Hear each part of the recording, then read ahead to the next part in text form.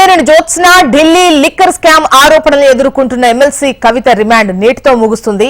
CBI ED 2 కేసుల్లోనూ ఇవాల్టితోనే కవిత remand ముగియనుంది. దీంతో ఇవాళ court ముందుకు ఎమ్మెల్సీ కవితను వీడియో కాన్ఫరెన్స్ ద్వారా హాజరుపరచనున్నారు అధికారులు. ఇక ఇప్పటికే ఈ కేసులో ఈడీ ఛార్జ్షీట్ దాఖలు చేయగా ఆ ఛార్జ్షీట్ ను ధర్మాసనం పరిగణలోకి తీసుకోనున్నట్లు తెలుస్తోంది. ఆ తర్వాత కవితతో పాటు ఇతర నిందితులకు కాపీ అందించనున్నారు అధికారులు.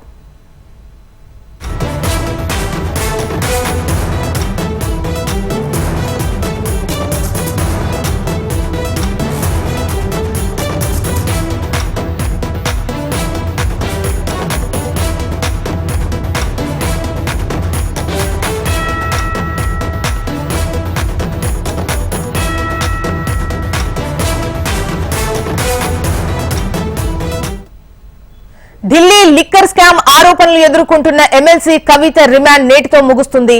సిబిఐ ఈడీ 2 కేసుల్లోనూ ఇవాల్టితోనే కవిత రిమాండ్ ముగియనుంది. దీంతో ఇవాళ కోర్టు ముందుకు ఎమ్మెల్సీ కవితను వీడియో కాన్ఫరెన్స్ ద్వారా హాజరుపరచనున్నారు అధికారులు. ఇక ఇప్పటికే ఈ కేసులో ఈడీ ఛార్జ్షీట్ దాఖలు చేయగా ఆ ఛార్జ్షీట్ ను ధర్మాసనం పరిగణలోకి తీసుకోనున్నట్లు తెలుస్తోంది. ఆ తర్వాత కవితతో పాటు ఇతర నిందితులకు కాపీ అందించనున్నారు అధికారులు. ఇక దీనికి సంబంధించి వివరాలు మనకు శిరీష్ అందిస్తారు. శిరీష్, చెప్పండి, ఇవాల్టితో రిమాండ్ ముగియబోతోంది. సో కోర్టు ముందు హాజరుపరచనున్నట్లుగా తెలుస్తోంది. దీనికి సంబంధించి మీ దగ్గర డీటెయిల్స్ ఏంటి?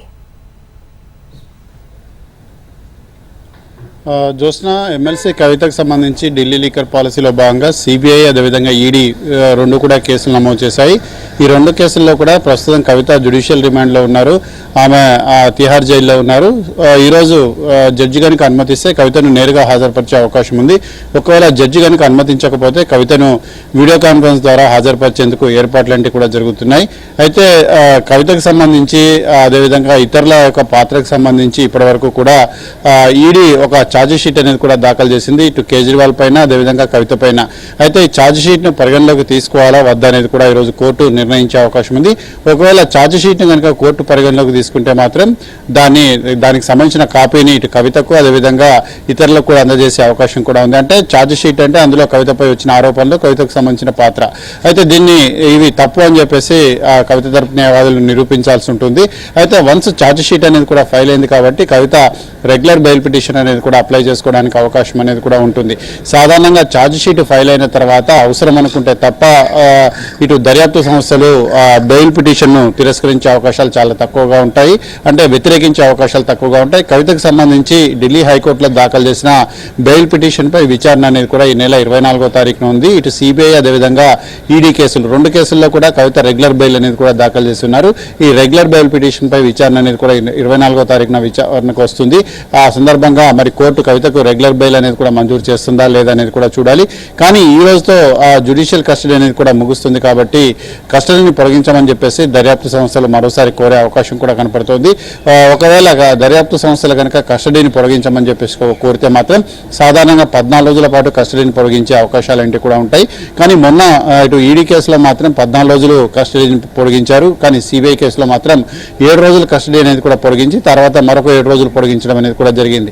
సో ఈ రోజు మరి 2 దర్యాప్తు సంస్థలు కూడా మరొక 14 రోజుల పాటు కస్టడీని అంటే జ్యుడిషియల్ కస్టడీని పొడిగించమని చెప్పేసి కోరే అవకాశం కూడా కనపడుతుంది. ఇప్పటికే ఢిల్లీకి సంబంధించిన మద్యం పాలసీ అదేవిధంగా వీటిపైన విచారణ అనేది కూడా కొనసాగుతుంది. కానీ కేజ్రీవాల్ మాత్రం ఎన్నికల దృష్ట్యా బెయిల్ పొంది ఉన్నారు కాబట్టి ఇటు కవిత ఇదే విషయాన్ని కూడా ఢిల్లీ హైకోర్టులో ప్రస్తావించే అవకాశం అనేది కూడా కనపడుతోంది. ఏదేమైనప్పటికీ కూడా కవితకు జ్యుడిషియల్ కస్టడీ అనేది కూడా పొడిగిస్తారా లేదా అనేది కూడా చూడాలి. సాధారణంగా బెయిల్ పిటిషన్ తిరస్కరించినప్పుడు దర్యాప్తు సంస్థలు ఇక కస్టడీ అవసరం లేదు అని చెప్పేసి కోరేంత వరకు కస్టడీని పొడిగించేందుకు అవకాశాలు అనేవి కూడా ఉన్నాయి. సో మధ్యాహ్నం 2 గంటలకు కవితను నేరుగా హాజరుపరుస్తారా లేదా వీడియో కాన్ఫరెన్స్ ద్వారా హాజరుపరుస్తారనేది కూడా స్పష్టమయ్యే అవకాశం ఉంది. దాన్ని బట్టి తదుపరి విచారణ అనేది కూడా జరుగుతుంది. ఏదైనప్పటికీ అరగంటలో కవితను మరోసారి కస్టడీకి పంపిస్తారా లేకపోతే కస్టడీ అనేది కూడా ఈ రోజుతో ముగించేస్తారనేది కూడా చూడాల్సి ఉంది. జ్యోత్స్న. రైట్ శిరీష్.